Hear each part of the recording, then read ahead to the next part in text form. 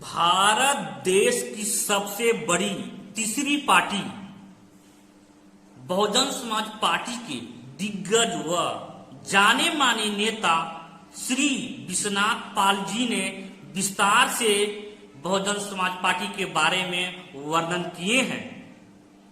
मान्यवर श्री कांशीराम जी, बहन कुमारी मायावती जी के संघर्षों के बारे में विस्तार से वर्णन किए हैं। इसे ध्यान से सुनिएगा, समझिएगा और विचार कीजिएगा और इस वीडियो को लास्ट तक जरूर देखिएगा।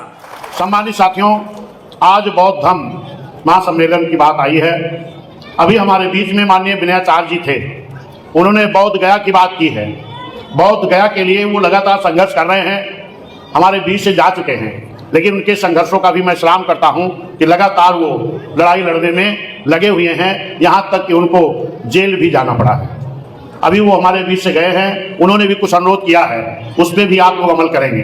उन्होंने कहा है कि 27 में बहन जी को लाना है, कहा है कि नहीं, तो उनकी बातों को भी आप ध्यान रखिएगा। सम्मानित साथियों, भगवान बुद्ध जी ने कहा था अप दीपो भव। भगवान बुद्ध जी ने कहा था बुद्धम शरणम गच्छामि, संघम शरणम गच्छामि, धम्मम शरणम गच्छामि।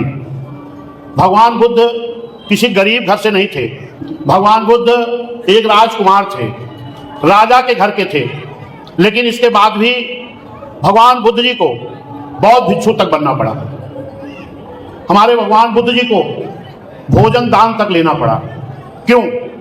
किसके लिए? इस देश में मानव को मानव समझा जाए, इस देश में मानवता पैदा हो। भगवान गौतम बुद्ध जी को इसकी कोई जरूरत नहीं थी, क्योंकि वे एक राजघराने में पैदा हुए थे। बचपन से ही जब भगवान बुद्ध जी के जो बचपन में ही उनके विचार को उनके माँ और पिता देखते थे तो बहुत चिंतित रहते थे कि एक राजकुमार हो करके ये गरीबों के फिक्र में क्यों पड़े रहते हैं। इस देश में मानव मानव समझा जाए, इसके लिए फिक्र क्यों करते हैं।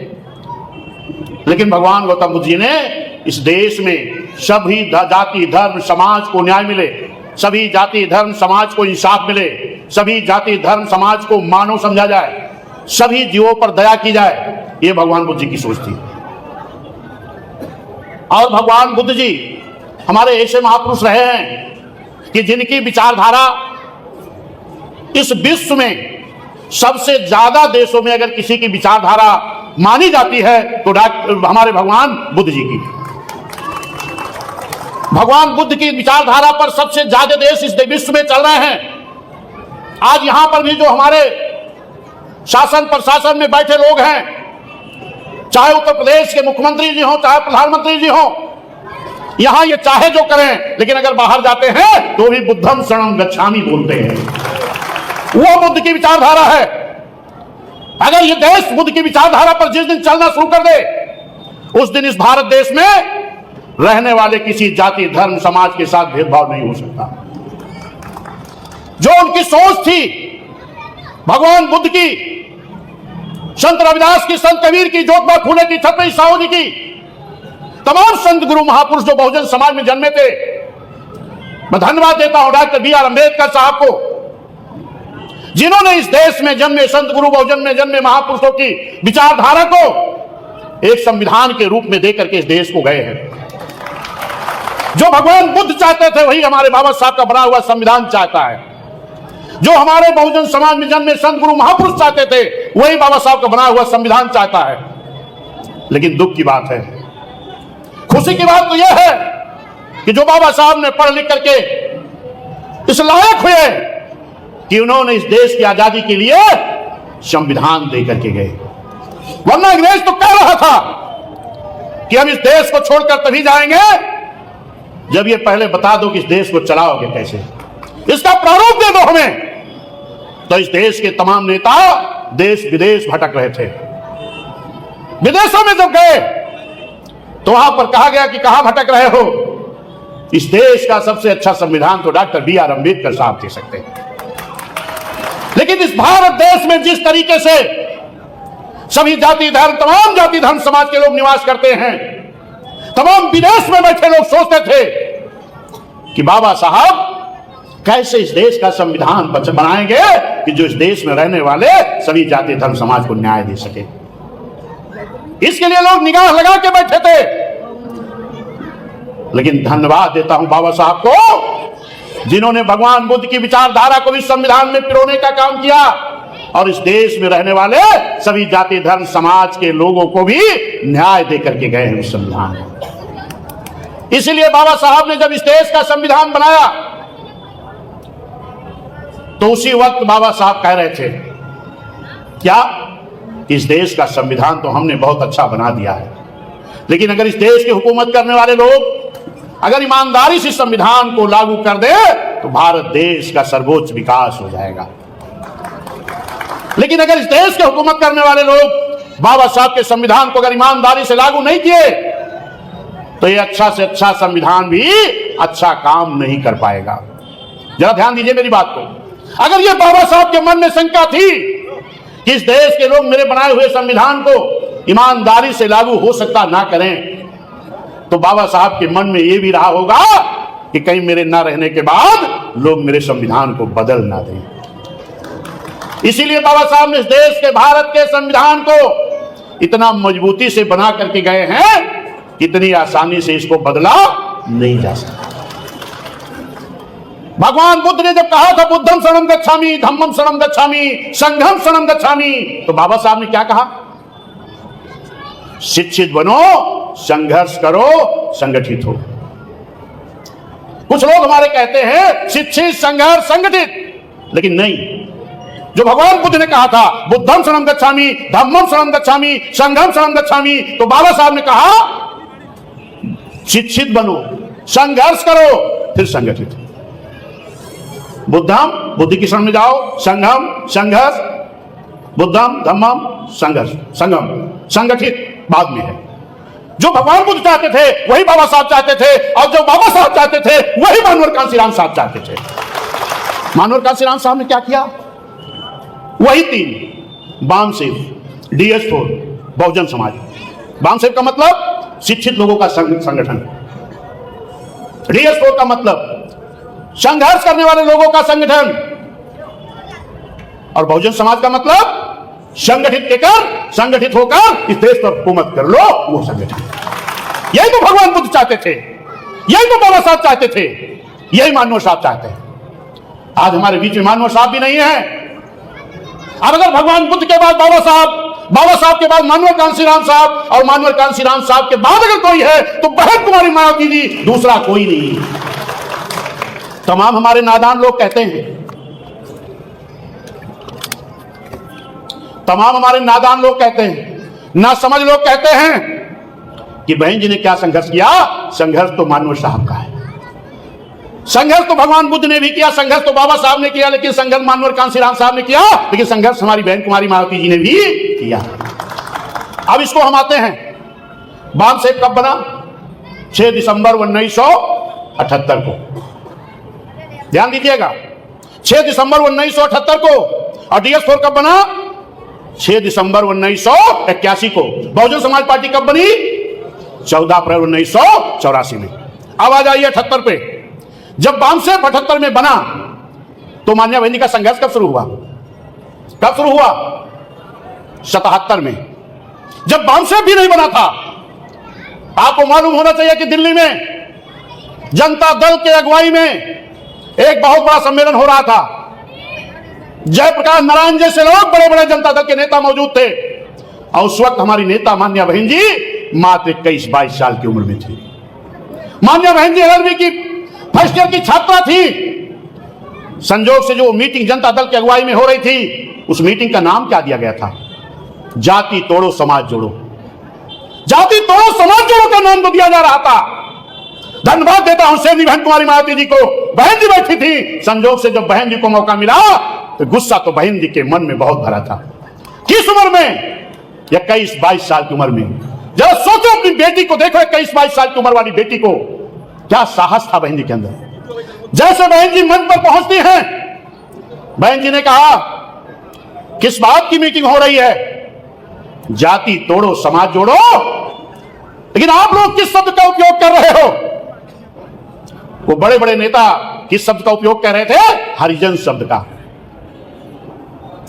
जिस शब्द को हमारे पुराने पुरखे भले ही अपने मान सम्मान स्वाभिमान में उस शब्द का इस्तेमाल करते रहे हों, लेकिन सेनी बहन कुमारी मायावती जी ने उसकी परिभाषा जब बताई उन बड़े बड़े नेताओं के बीच में, तो उनके रोटे खड़े हो गए। बहन जी ने क्या कहा?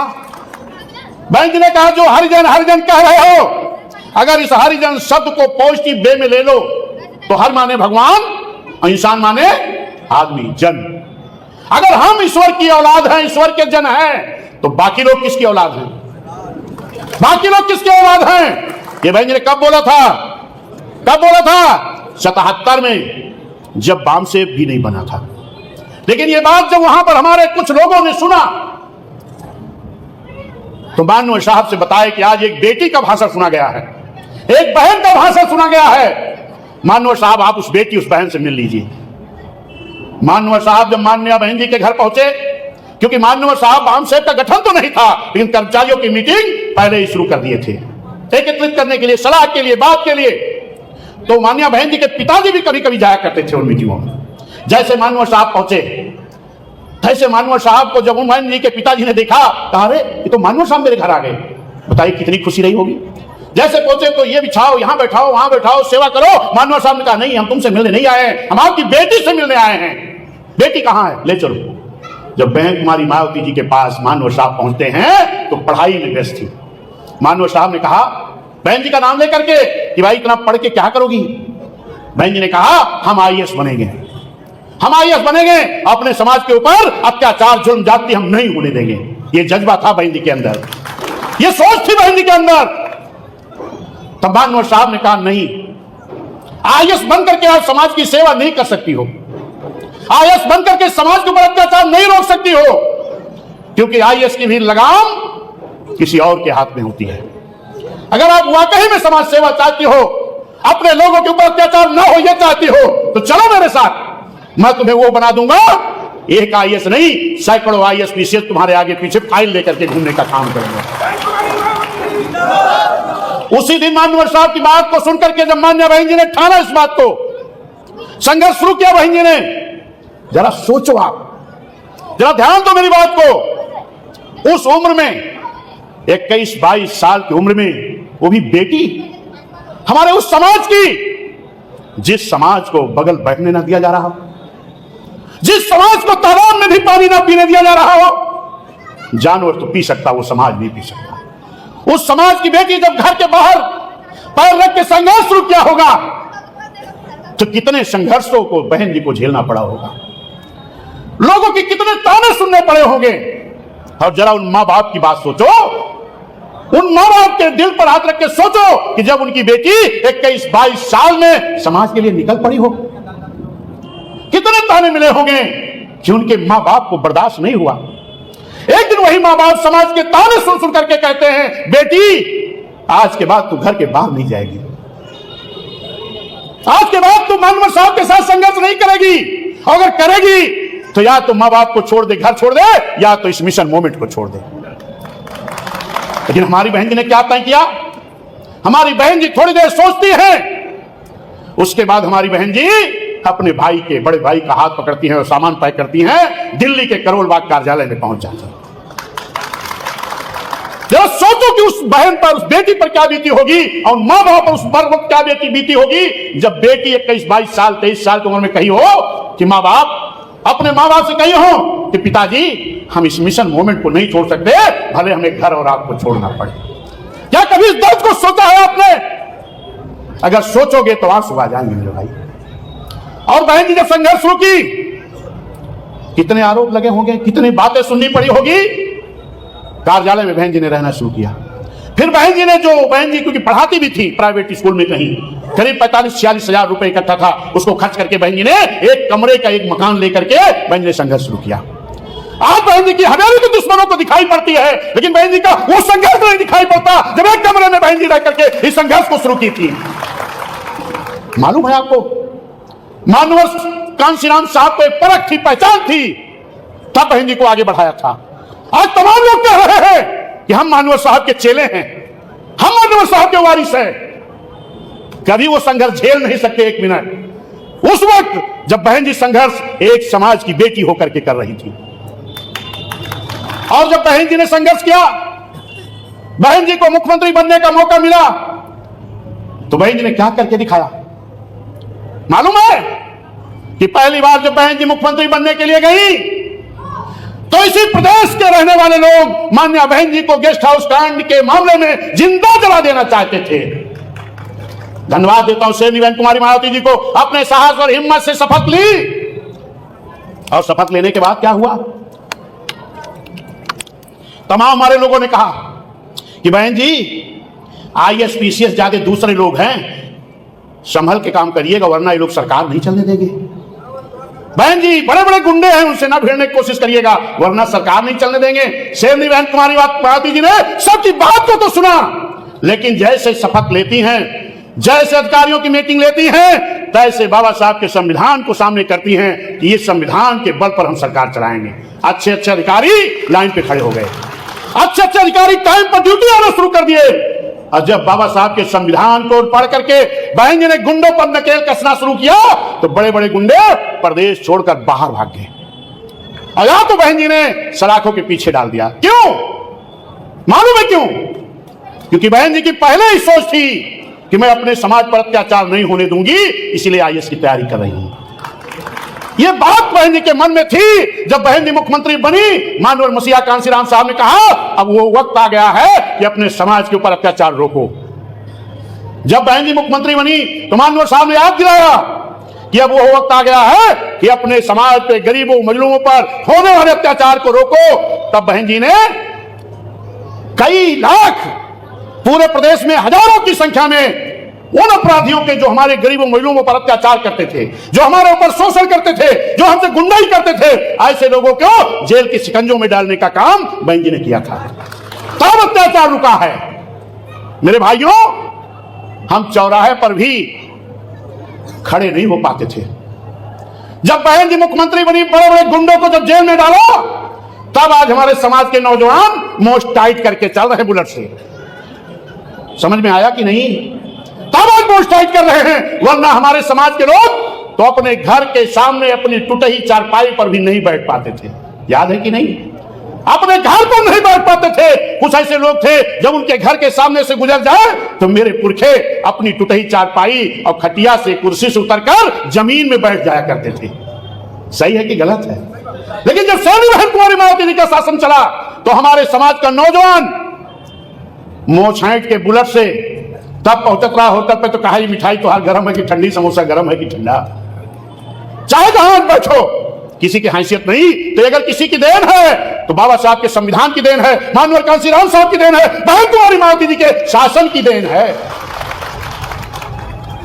समझ में आया कि नहीं? और मैं बता दूं, पहली बार सरकार बहन जी की बनी, कौन लोग बनाए? भाजपा के लोग। तमाम लोग हमारे कहते हैं बीएसपी तो भाजपा की बी टीम है, बीएसपी तो भाजपा की बी टीम है। बहन जी ने भाजपा से समर्थन लेकर के सरकार तो चलाई, लेकिन बाबा साहब के संविधान के हिसाब से चलाई, ना कि उनके हुकूमत के हिसाब से। भले समर्थन था, आपको मालूम होना चाहिए, पहली सरकार चली मात्र 4 महीना, 3 महीना बीता था। उसी वक्त मथुरा आपके बगल है, मथुरा आपके बगल है, वहां पर रुद्राभिषेक करने के लिए कुछ लोग आए। वो ये समझ करके आए कि बहन जी की सरकार तो हमारे समर्थन से चल रही है। बहन जी ने कहा कि मेरे मुख्यमंत्री रहते हुए नई परिपाटी नहीं पड़ेगी। 3 किलोमीटर दूर बहन जी ने बैरिकेडिंग करा दिया, रुद्राभिषेक करना हो वहां करो, नई परिपाटी मेरे रहते हुए नहीं पड़ेगी। भाजपा के लोगों ने कहा नहीं ये तो होगा, बहन जी ने कहा नहीं होगा। और जो लोग नजदीक जाने की कोशिश किए, फिर बहन जी के जो आदेश हुआ तो प्रशासन लेके लाठी खड़ा हो गया। मालूम क्या हुआ? उन लोगों ने कहा कि आपने तो मेरे लोगों को पर लाठी बरसवा दी, अब तो हम आपकी सरकार गिरा देंगे। बहन जी ने कहा नहीं जरूरत है इसी सरकार की। 4 महीने बाद सरकार आपकी गिरा दी गई। फिर वही लोग सरकार बनाते हैं। बहन जी नहीं गई थी कहने बना दो, न मानवर साहब गए थे। फिर सरकार बनाई गई, 6 महीने चली, यह कह करके कि 6 महीना आप सरकार चलाओ, 6 महीना हमें मौका दे दो। बहन जी ने कहा देखो भाई, हम तो तुम्हारे घर गए नहीं थे, आपने हमें समर्थन दिया, हमने सरकार चलाया, और अध्यक्ष की मनमानी की वजह से हम आपका समर्थन नहीं कर सकते। बहन जी ने कभी अपने समर्थन से बीजेपी की सरकार नहीं चलाई है, ना बहन जी ने कभी चुनाव मिलकर के लड़ा है।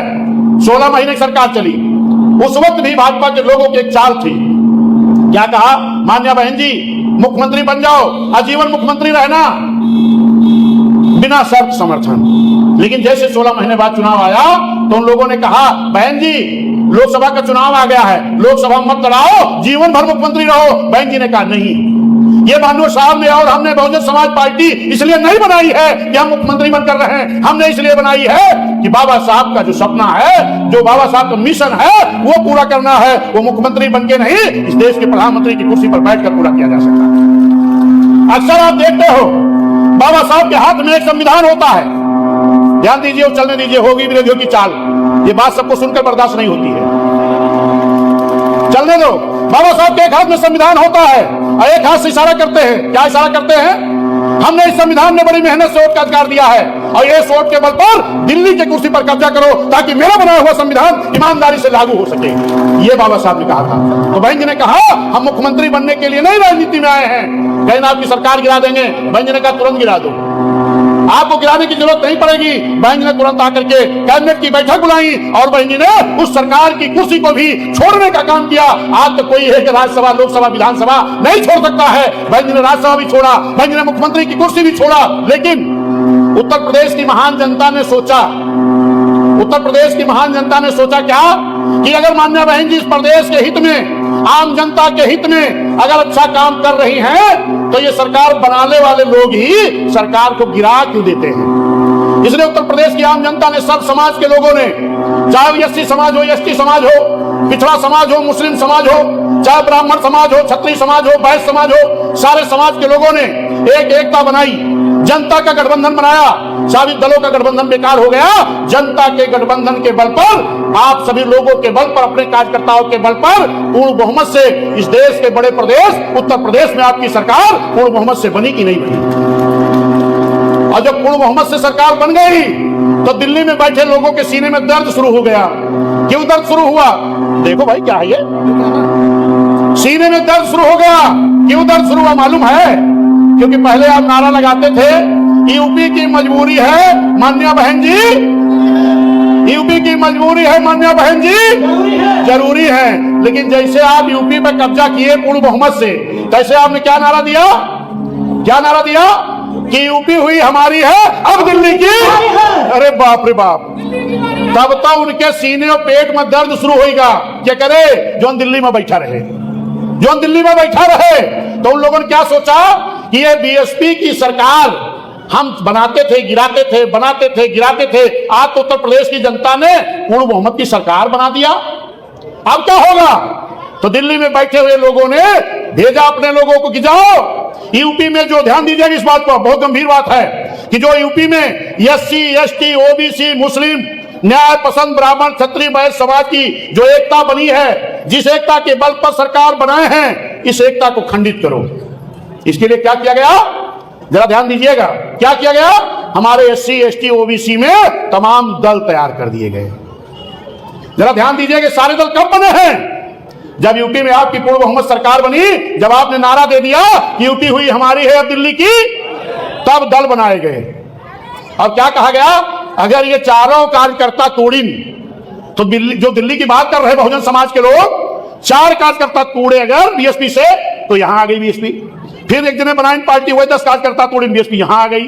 फिर तोड़े, यहां आ गई, अब बीएसपी यहां आ गई। चाहे हमारे ओम प्रकाश भैया पार्टी बनाए हुए, उन्होंने जिला अध्यक्ष बनारस के बीएसपी के रहे, चाहे संजय निषाद भैया बनाए हुए, चाहे बहन अनुप्रिया पटेल हुए, चाहे और लोग हुए जिनके नाम लिए हमारा मुंह खराब हो गया। समझ में आवा कि नहीं? आज इनके सबके गठबंधन कहां है? बहन अनुप्रिया के जी का गठबंधन कहां है? भाजपा में। भैया ओम प्रकाश राजभर जी के गठबंधन कहां है? भाजपा में। भैया संजय निषाद जी के गठबंधन कहां है? भाजपा में। कुछ लोगों के गठबंधन चोरी चोरी है, वो कहा जाना था, वो कहा हम ना बताओ। समझ में आवत कि नहीं? और समझाई, सावधान हो जाओ।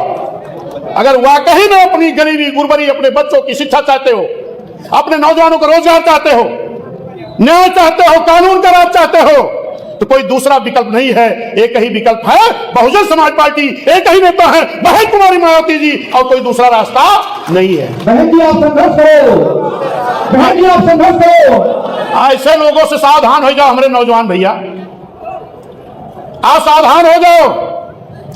कुछ लोग खुल्लम खुल्ला हुआ है, कुछ लोग अंदर अंदर है। कैसे कौन व्यवस्था चल रहा आपका मालूम है। और ये बात गांव गांव समझावा। इसीलिए बहन जी ने 9 अक्टूबर को रैली नहीं किया था। बहन ने क्या किया था? राज्यव्यापी पूर्तिथि कार्यक्रम, राज्यव्यापी पूर्तिथि कार्यक्रम। लेकिन इतनी जबरदस्त भीड़ हो गई कि तू तो करे गया मानवर मसीहा कांसीराम साहब के पूर्तिथि, इतनी बड़ी रैली कह दिया मोर भैया कि पक्ष विपक्ष दोनों के नींद गायब हो गई। तब से जब बहन जी हम लोग अंदर अंदर काम कर रहे थे, अंदर अंदर बंद जगह पर, तब कहां बीएसपी निकलती ना भाजपा मिल गए। और जब हम लोग खुलेआम मैदान पर आ गए तो कहा था ये लगत बात भाजपा की सारा मैदान पर आएगा है। ये पक्ष विपक्ष दोनों परेशान हैं।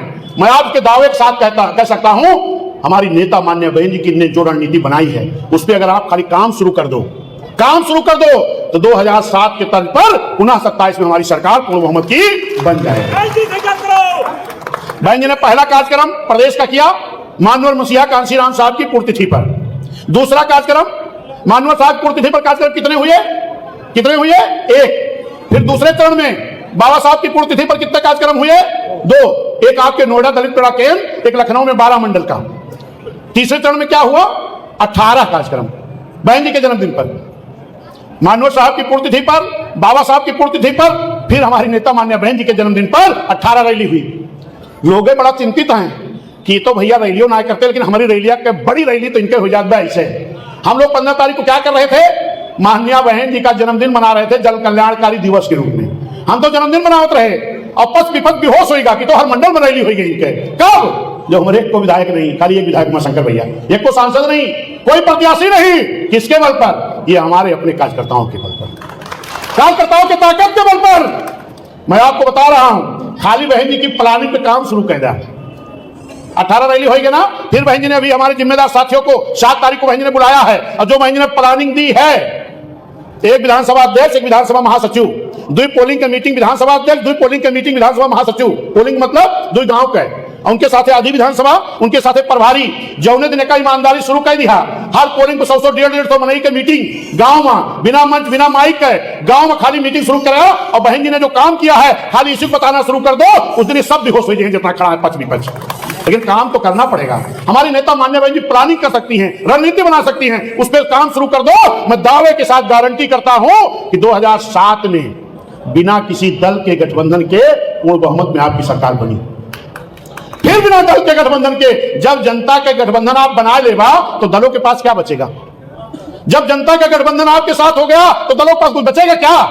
छोड़ दो उनको, खाली खोखा रह जाइए और सरकार आपके बन जाए। और जब बहन जी की सरकार बनी है तो लखनऊ को बहन जी ने सजा दिया, इस देश के सबसे बड़े प्रदेश को। नोएडा को सजा दिया बहन जी। आज लोग खाली हमारे लाइट लगावत है और पेंटिंग करा के दिखावत थी कि हम कुछ किए हैं। मेरे सम्मानित साथियों, मुझे भी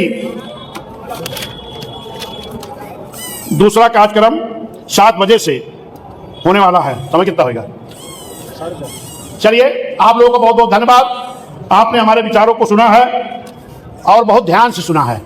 अगर इतने अमल आप लोग कहदा थे मेरे भैया, जितना लोग यहाँ दिखाता है इतने लोग पूरा मंडल का ठीक कह सकते हैं। आप ना कह सकते, जितना जने दिखाता है इतना जने अलीगढ़ मंडल का ठीक कह सकते हैं। और अगर अलीगढ़ मंडल ठीक कह के जैसे पहले सब जिताए रहे ना, फिर जिता जा तो आपकी सरकार बन जाएगी।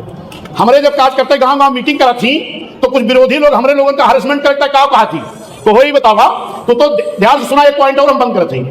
कोई बतावा भैया, अशोक भैया, सुरेश भैया, चुप रहा भाई, पीछे कौन बोला? आप लोग इतनी बड़ी बड़ी मीटिंग गांव करा था, तो आज प्रत्याशी के भाई, प्रत्याशियों के हो वैसे करा था, तो कहता हाँ भैया हमारा प्रत्याशी तय हो भाई। कहीं के भाई तो कहता वोटवा हमें क्या दिए है, क्या दिए है? बोला कौन हमें गदा फोड़ो ही रख भाई, केतली कंघा फोड़ो ही रख भाई। हमारे पहले से सबसे बड़का वाला तय भाई, तय भाई कि नहीं? वोट क्या दिए है? जोर से बोला भाई, वोट क्या दिए है? हाथी। हमारा प्रत्याशी के है हाथी। जब वोट देवा हाथी का तो जीते की, तो सरकार के बने हाथी। हाथी का वोट दिए है, हाथिया हमारा प्रत्याशी है, हाथिया का जितावे है। अगर हर बूथ पे हाथिया जिताए दिया तो यूपी सरकार के बनी हाथी का है, मुख्यमंत्री के बनी बहन जी। तो आज से तो बता देते